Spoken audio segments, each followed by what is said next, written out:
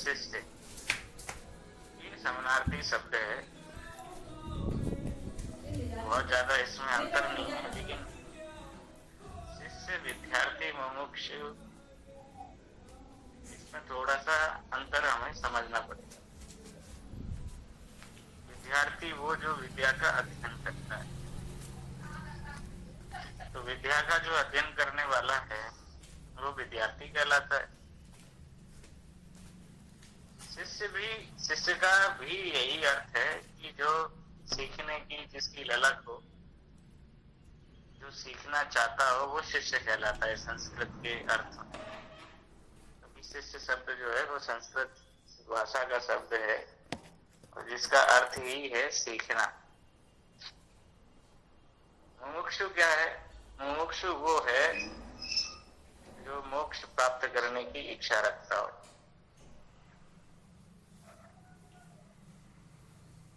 जो सांसारिक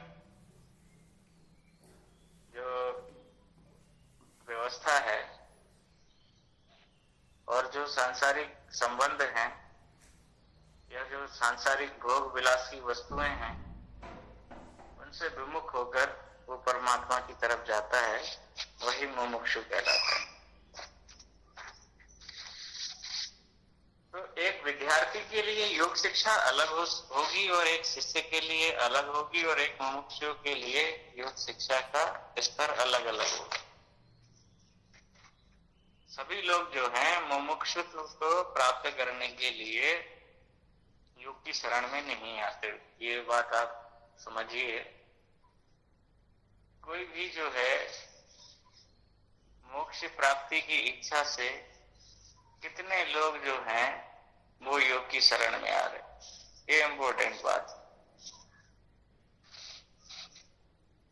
दूसरी चीज है, शिष्य जो है वो सीखना चाहता है। शिष्य क्या करना चाहता है? सीखना चाहता है। और सीखना क्या चाहता है? वो ज्ञान, विज्ञान, योग, इस तरह की जो भी तकनीकें हैं वो सीखना चाहता है। शिष्य भी कई प्रकार के होते हैं। शिष्य के कई प्रकार हैं। जैसे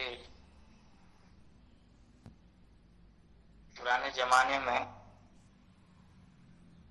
शिष्य के जो समानार्थी शब्द हैं वो कई हैं। जैसे चेला हो गया, शागिर्द, या ये कह लीजिए कि ये अनुयायी, इस तरह से उसको परिभाषित किया हुआ है। एक ऐसा नहीं है कि एक गृहस्थ शिष्य भी होता है और एक सन्यासी शिष्य भी होता है। शिष्य की भी कई कोटियां हैं। जो गृहस्थ शिष्य होता है वो एक प्रकार से कर्मयोगी की श्रेणी में आता है। प्राचीन काल में जो गुरु और शिष्य का जो संबंध था,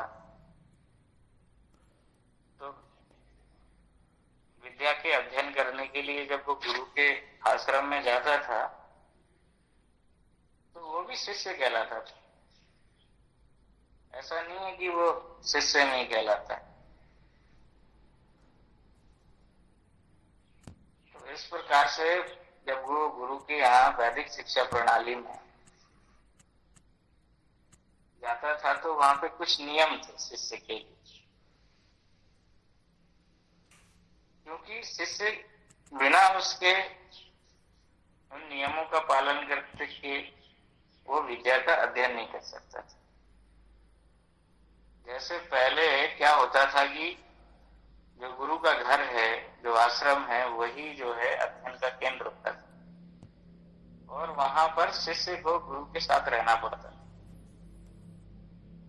और उसी के साथ उसी के यहाँ भोजन, शयन, विद्या का अध्ययन, ये सब गुरु गृह में ही संपन्न होती थी। जैसे तुलसीदास जी लिखते हैं, गुरु गृह पढ़न गए रघुराई, अल्पकाल विद्या सब आई। तो पहले पढ़ने जाना पड़ता था, तो जो पढ़ने जाता था वो शिष्य के रूप में उसका वर्ण किया जाता था। हमारे यहाँ पे शिष्य बनाने की और शिष्य वर्ण करने की परंपरा। हमारे यहाँ जो गुरुकुल है, जिसमें आप पढ़ रहे हो, यहाँ पे एक गर्भस्थ परंपरा है। तो आप कहोगे गर्भस्थ परंपरा क्या है? एक तो जो है माँ अपने गर्भ में तुमको धारण करती है, एक गुरु भी जो है अपने गर्भ में धारण करता है। अब जो गुरु गर्भ में धारण करता है, इसका कंसेप्ट क्या है? ये एक प्रकार से भावात्मक और आध्यात्मिक अवधारणा है। गुरु क्या करता है, उसकी सारी जिम्मेदारियां, सारे ज्ञान देने से लेके उसके लालन पालन पोषण की जिम्मेदारी अपने पास ले लेता है। इसलिए जिस प्रकार माँ अपने गर्भ में रखकर बच्चे का लालन पालन पोषण करती है, उसी प्रकार गुरु भी शिष्य का जो है गर्भस्थ करने की परंपरा हमारे यहाँ। अभी तुम लोग ऑनलाइन पढ़ रहे हो, लेकिन यहाँ पे जब क्या होता है कि टीचर को कुछ बच्चे मेंटरशिप में दे दिए जाते हैं, तो वो बच्चों का ध्यान रखते हैं, और जो बच्चों को ध्यान में रखते हैं, ध्यान रखते हैं उनका, यही हमारे यहाँ पे गर्भस्थ परंपरा है। तो इस प्रकार से जो भी शिष्य होते थे, वो अपना सब कुछ छोड़ छाड़ के वो गुरु के यहाँ चले जाते। दूसरी चीज है कि विद्यार्थी को शिष्यत्व तो तभी प्रदान किया जाता था जब उसे वो नैतिक दृष्टि से सर्वथा योग्य समझ लिया जाता था। नैतिक और सदाचार की दृष्टि, सदाचार के जो नियम उपनियम थे हमारे यहाँ, बहुत वो कड़े थे। अगर नैतिक रूप से वो ठीक व्यक्ति नहीं है, तो उसको शिष्यत्व ही प्रदान नहीं किया जाता था। अब नैतिक दृष्टि से मतलब, नैतिक दृष्टि से बहुत सारी बातें हैं। जैसे एक सबसे बड़ी जो बात है वो है ब्रह्मचर्य का पालन। शिष्य के लिए आवश्यक था प्राचीन काल में। जो शिष्य ब्रह्मचर्य का पालन करता है, वही गुरु के आश्रम में अध्ययन करे। और जो शिष्य की जो प्रारंभिक अवस्था है, जो वेदाध्ययन की अवस्था थी प्राचीन काल में, वो ब्रह्मचर्य आश्रम उसको कहा गया है। जो हमारी आश्रम व्यवस्था है, जिसमें ब्रह्मचर्य है, गृहस्थ है, वानप्रस्थ है और संन्यास आश्रम। तो जो पहला जो आश्रम था हमारा, वो ब्रह्मचर्य आश्रम था। ब्रह्मचर्य आश्रम का मतलब है नैतिक शुद्धि, नैतिकता पूर्ण व्यवहार, जिसमें जैसे जो हम शौच, संतोष, तप, स्वाध्याय, ईश्वर प्रणिधान और अहिंसा, सत्य, अस्तेय, ब्रह्मचर्य, अपरिग्रह, जो यम नियमों की हम बात करते हैं, वो यम नियमों का पूरी तरीके से कड़े रूप में पालन कर। ये शिष्य के अगर अंदर है, तभी उसको जो है शिक्षा का दान किया जाता था या विद्या का दान दिया जाता था।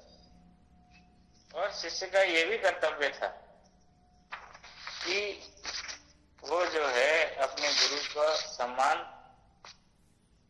इतना करे कि जैसे माता पिता का हम सम्मान करते हैं, वो गुरु को भी माता पिता समझकर अपने मन, वचन और कर्म से उनकी आज्ञा का पालन करे।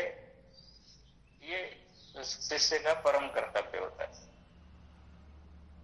जो शिष्य इन कर्तव्यों का पालन करने के लिए तत्पर रहता था, वही उत्कृष्ट शिष्य माना जाता।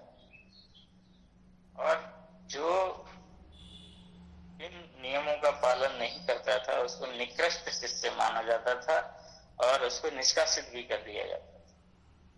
तो इस प्रकार से शिष्य के लिए, प्राचीन काल में शिष्य के लिए बड़ा कठिन एक प्रकार से जीवन था। आजकल तो आपके ऊपर कोई भी किसी भी तरीके की कोई बंदिशें नहीं है। आप अपने हिसाब से खा सकते हैं, आप अपने हिसाब से रह सकते हैं, आप अपने हिसाब से जीवन जी सकते हैं। प्राचीन काल में ऐसा नहीं था।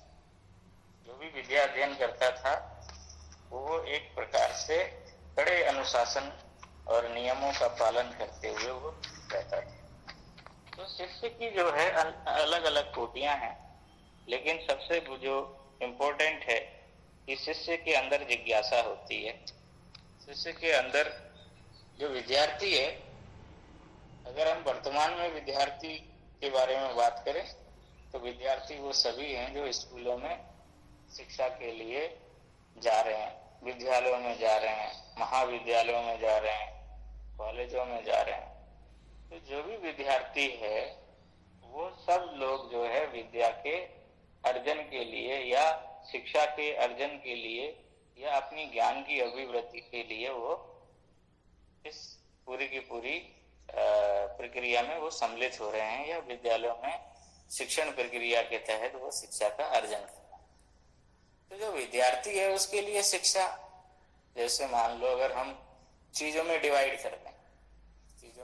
कर दें, एक तो वो जो है विद्यार्थी के लिए योग शिक्षा का मतलब है जितने भी स्कूल कॉलेज यूनिवर्सिटीज में जो स्टूडेंट पढ़ रहे हैं उनके लिए योगा एजुकेशन कैसी होनी चाहिए। ये पॉइंट आउट करने वाली बात है कि उन विद्यार्थियों के लिए योग शिक्षा का जो प्रारूप होगा, जो मॉडल होगा, वो समग्र विकास को ध्यान में रखते हुए होगा कि उनका जो है नैतिक रूप से भी, चारित्रिक रूप से भी उनका विकास हो, मॉरल वैल्यूज उनके अंदर आए, नैतिकता और सदाचार उनके अंदर विकसित हो। ऐसी योग शिक्षा उनके लिए दी जानी चाहिए। साथ में उनके शारीरिक संवर्धन का भी उसमें स्थान हो। तो शारीरिक संवर्धन के लिए हमारे यहाँ पे आसन हैं, प्राणायाम हैं, मुद्राएं हैं, बंद हैं। एक विद्यार्थी के जो अलग अलग उम्र के हिसाब से जो भी योग की तकनीकें हैं उनको बताई जानी चाहिए, उनको शिक्षित किया जाना चाहिए और वो अपने जीवन में उन योग की क्रियाओं को, प्रक्रियाओं को अपना लें, इस बात के लिए शिक्षित किया जाना चाहिए। तो शारीरिक विकास भी विद्यार्थियों के लिए बहुत महत्वपूर्ण है, क्योंकि स्वस्थ शरीर में ही स्वस्थ मन निवास करता है, ऐसी कल्पना की गई है। तो जो मानसिक आयाम, मन से भी वो सक्षम बने, मन के अंदर दृढ़ता, आत्मविश्वास, ये सब उसकी विकसित हो, निर्णय लेने की क्षमता, समस्या का समाधान। अगर कोई योग शिक्षा या कोई ऐसी विधियां जो हमारे मन को नियंत्रित करे और मन की इन क्षमताओं को बढ़ा दे, ऐसी योग की जो शिक्षा है वो विद्यार्थियों को दी जानी चाहिए। तो एक प्रकार से जब कोई भी व्यक्ति योग के पर्टिकुलर अभ्यास को करता है जो एकाग्रता बढ़ाते हैं, बहुत सारे अभ्यास हैं जो हमारी मन की एकाग्रता को बढ़ाते हैं, जैसे प्राणायाम के कुछ अभ्यास हो गए, षटकर्म के जैसे त्राटक का अभ्यास हो गया, ध्यान और धारणा के अभ्यास हो गए। ये सब हमारे मन की क्षमताओं को बढ़ाते हैं, विकसित करते हैं। इनका भी प्रॉपर जो है उनका शिक्षण होना चाहिए। दूसरा, जब व्यक्ति इन अभ्यासों को संपन्न करने लगता है तो शरीर के साथ साथ मन का भी, व्यवहार का भी और एक प्रकार से आत्मिक उन्नति भी इससे संभव होने लगती है। तो विद्यार्थियों के लिए एक छोटे छोटे पैकेज का निर्माण किया जाना चाहिए और इन चीजों को दृष्टि में रखकर यहाँ पे जो विद्यार्थियों के लिए जो योग शिक्षा की मुख्य जो फोकस है वो केवल उनके शरीर और मन के और व्यवहार के संवर्धन के लिए है। विद्यार्थियों को आध्यात्मिक शिक्षा या मोक्ष की शिक्षा या संन्यास की शिक्षा, इस पे ज्यादा फोकस नहीं किया जाना चाहिए।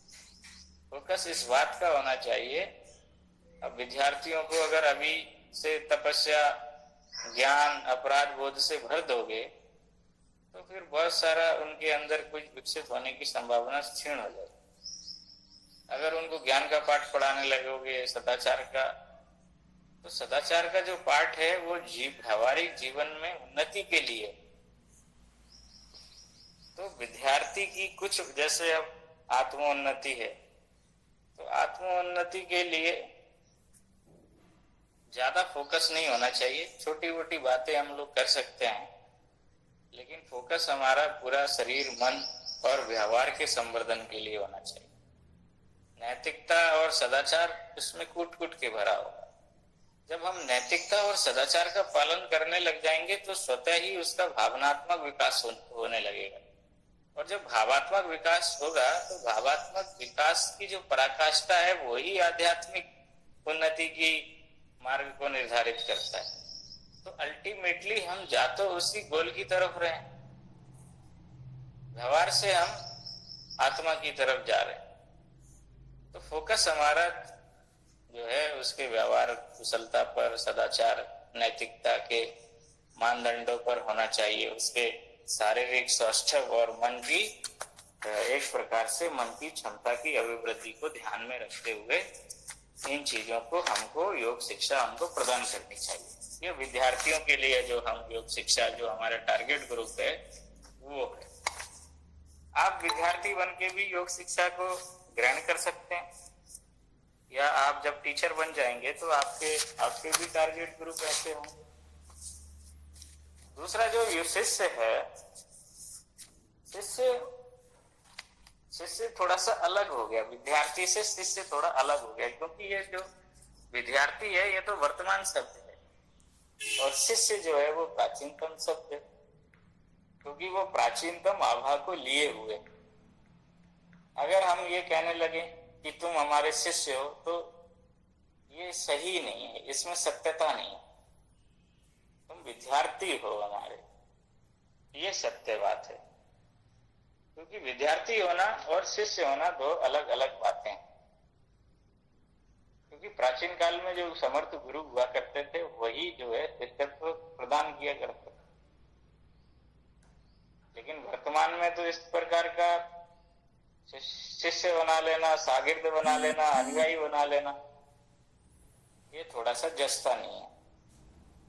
कहने को हम आपको शिष्य कह सकते हैं, कहने को तो बहुत कुछ कहा जा सकता है, लेकिन ये वास्तविकता नहीं है और इसमें कोई सत्यता भी नहीं। तो शिष्य अब यहाँ पे जो योग सीख रहा है, एक तो उसकी जिज्ञासा है कि ये जो शास्त्रों में लिखा हुआ है, इसको करने से ये होता है, इसको करने से ये होता है, तो उसकी गहराइयों में जाना चाहता है। जब वो उसकी गहराइयों में जाना चाहता है, उसको वो अनुसंधानित करके देखना चाहता है, तो ऐसा जिज्ञासु व्यक्ति जो है वो शिष्य की श्रेणी में जाता है। जो कुछ प्राप्त करना चाहता है, जो योग की जो गुणतम विधियां हैं, उनको वो अपने ध्येय मन पे एक प्रकार से अनुसंधानित करना चाहता है कि इनका प्रभाव पड़ता है कि नहीं पड़ता।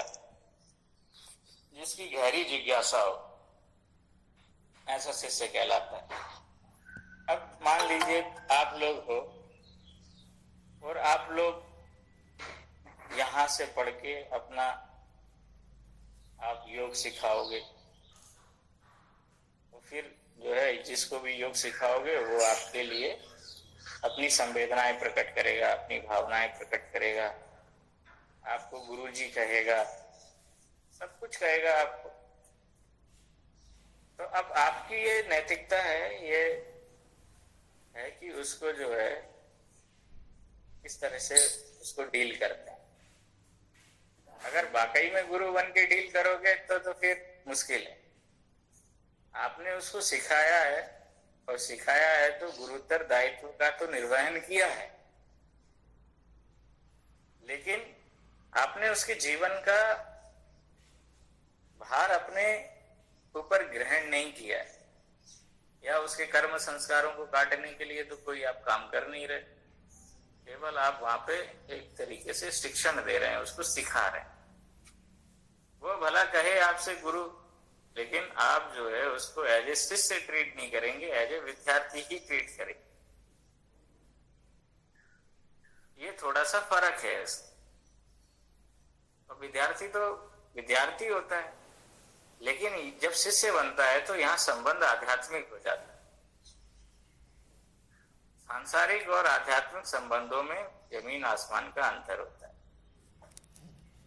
अब ये है कि आपको भी गूढ़तम ज्ञान अगर है, आपको भी योग की उच्चतम अवस्थाएं प्राप्त हो चुकी है, तब आप शिष्य को वर्ण कर सकते हैं।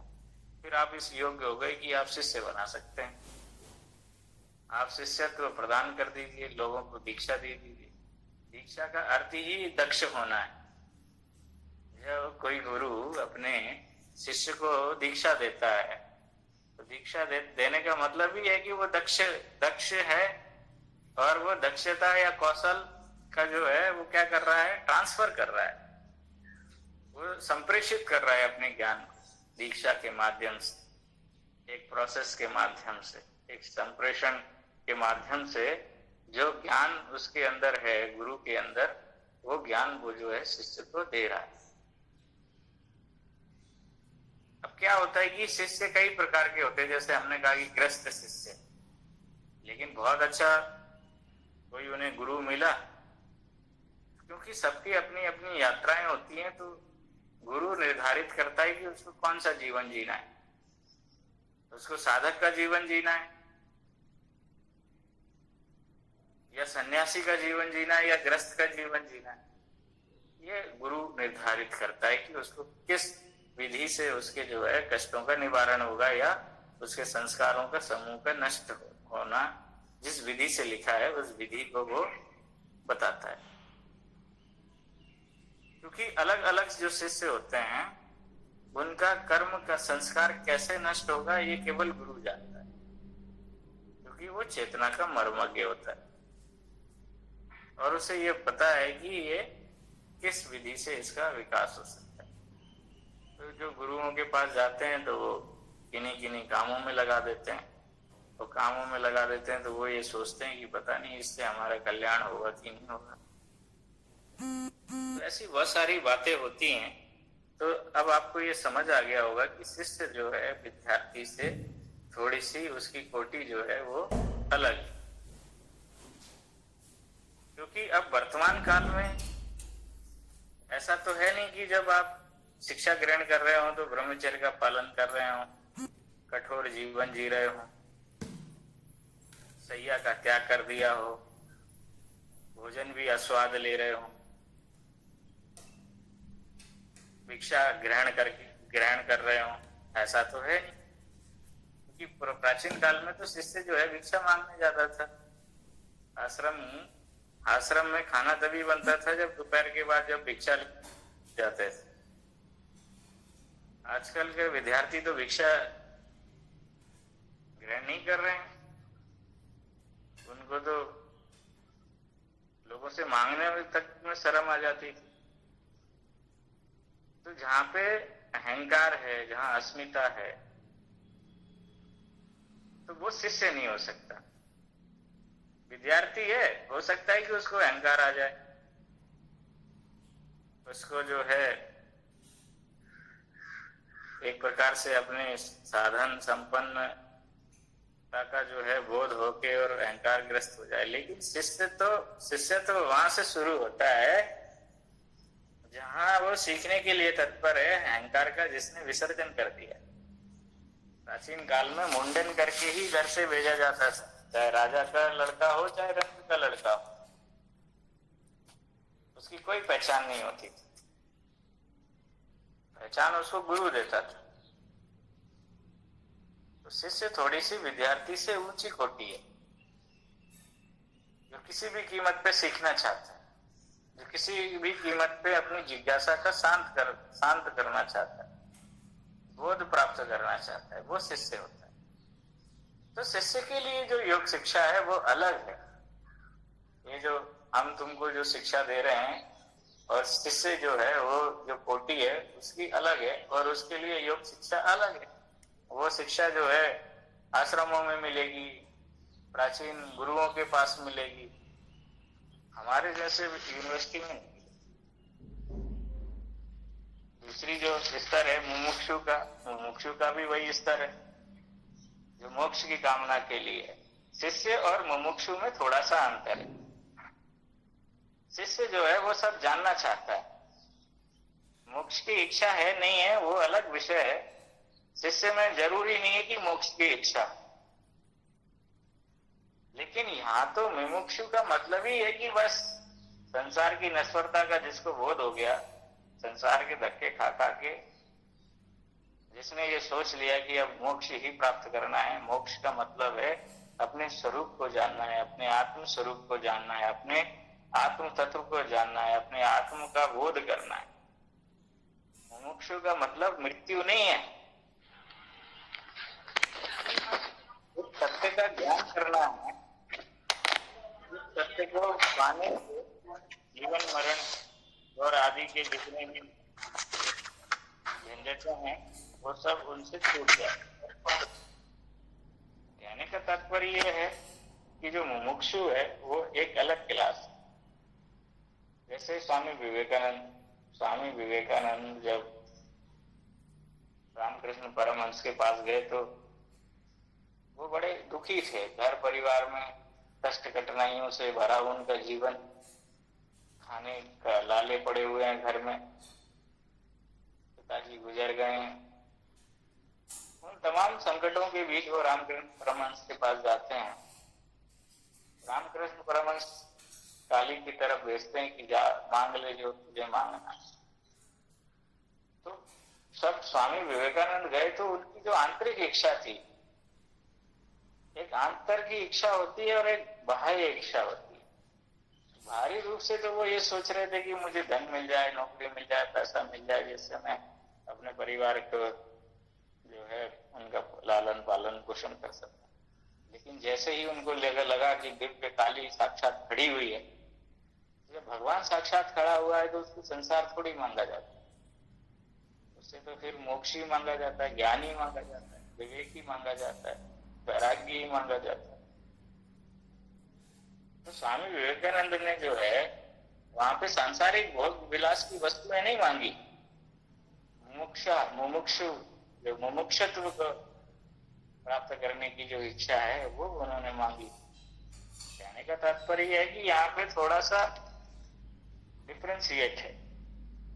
शिष्य वैज्ञानिक हो सकता है, जिज्ञासु हो सकता है, अपनी जिज्ञासाओं का समाधान कर सकता है। मुमुक्षु को कोई जिज्ञासा नहीं है, केवल उसकी एक ही आंतरिक इच्छा है कि बस हमें आत्म स्वरूप का ज्ञान हो जाए। उनको दुनिया के पदार्थ किससे मिलके बने हैं, दुनिया में क्या घटना घट रही है, उससे तो कोई मतलब नहीं है। तो मुमुक्षु जो है वो एक अलग क्लास है और मुमुक्षु के लिए भी आप योग की शिक्षा नहीं दे सकते। मुमुक्षु के लिए भी जो तत्वज्ञ हैं, जिन्होंने खुद ने बोध प्राप्त कर लिया हो, ऐसे गुरु जो ऐसे मोक्ष के दृष्टा, वही मुमुक्षु को शिक्षा दे सकते। अब आपको ये समझ में आ गया होगा कि आप किसको शिक्षा देंगे। आप उन विद्यार्थियों को शिक्षा देंगे। विद्यार्थी कोई भी हो सकता है, जरूरी नहीं है कि वो किसी क्लास में पढ़ रहा है तभी वो विद्यार्थी होगा। कोई भी विद्यार्थी किसी भी उम्र में विद्यार्थी हो सकता है। कोई भी अगर योग की तकनीक सीखना चाहता है तो वो विद्यार्थी। लेकिन अगर जिज्ञासाएं गहरी है, वो रहस्यों को जानना चाहता है, तो फिर वो शिष्य की क्लास में चला जाता है। अगर तुमको खुद पे विश्वास हो कि तुम आध्यात्मिक गहराइयों में उतर चुके हो और उसकी कुछ सेवा सहायता कर सकते हो, तो तुम शिष्य बना लो। और लगता है कि कोई तुम्हारे पास ऐसा व्यक्ति आ गया कि जो कह रहा है कि नहीं मुझे तो मोक्ष ही चाहिए, गुरु जी किस विधि से मोक्ष मिले। अगर तुमको लगता है कि तुम खुद मोक्ष प्राप्त कर चुके हो तो तुम मोक्ष की शिक्षा दे दो उसको, योग की। विधियां यही हैं, लेकिन विधियों का स्वरूप परिवर्तन हो जाता है। उसके जो भी साधक है, जो शिष्य है, वो उसके उद्देश्य से परिवर्तित हो जाती हैं साधनाएं। बहुत सारी जो साधनाएं ग्रंथों में लिखी हुई हैं, वो साधनाएं व्यवहारिक हो सकती हैं, नहीं भी हो सकती, क्योंकि कुछ बातें ऐसी हैं जो ग्रंथों में तो लिखी गई हैं, लेकिन मूल विधि जो है वो व्यावहारिक योग गुरु के पास ही मिलेगी। विधियां लिख देने से विधियां कभी भी प्रकाशित नहीं होती। हमारे ग्रंथों को इस हिसाब से लिखा गया है, कोड करके लिखा गया है, उसको डिकोड करना पड़ता है। और डिकोड करना जो है वो केवल गुरु बताता है कि इसको ऐसे डिकोड कर, या उसके मर्म को समझाते हैं। विधि हमको लगता है जैसे बहुत सारे आपने ग्रंथ पढ़े होंगे कि इस मंत्र को जपने से हम वशीकरण कर सकते हैं, किसी को भी अपने वश में कर लें। पूरे जीवन भर वो उस मंत्र को आप जपते रहिए, कभी भी किसी का वशीकरण ना हो पाए, क्योंकि वो तकनीक, वो विधि की जानकारी वो तो केवल जो जानता है वो बताएगा ना, जो बताएगा ही नहीं, तुमको कोई मिलेगा ही नहीं, तो वो संभव भी नहीं है। तो ऐसी हजारों विधियां, हजार विधियां ऐसी जो है हमारे ग्रंथों में लिखी पड़ी हुई हैं, जिनका व्यावहारिक उपयोग हम कर सकते हैं।